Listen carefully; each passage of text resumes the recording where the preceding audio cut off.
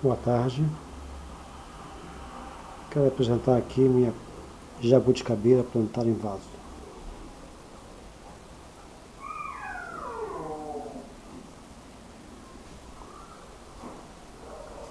Está toda florida. Vai carregar muito.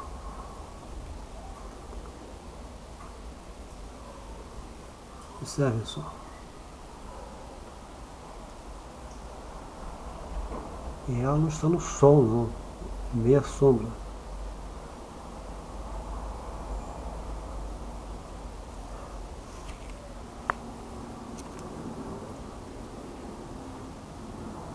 Vai carregar muito. Olhem só. Um vaso pequeno. Olha o tamanho da planta.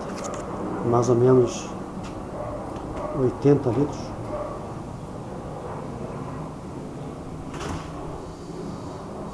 Uma tarde nublada.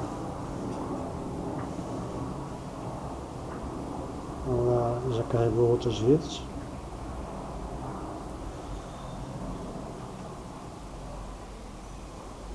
Não para de carregar. O segredo é isso aqui, ó. Irrigar frequentemente.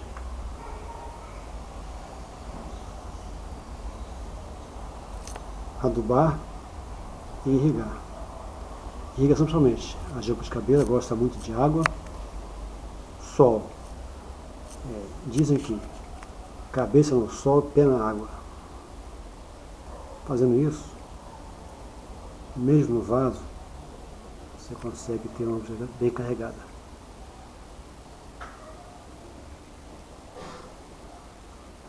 Boa tarde a todos.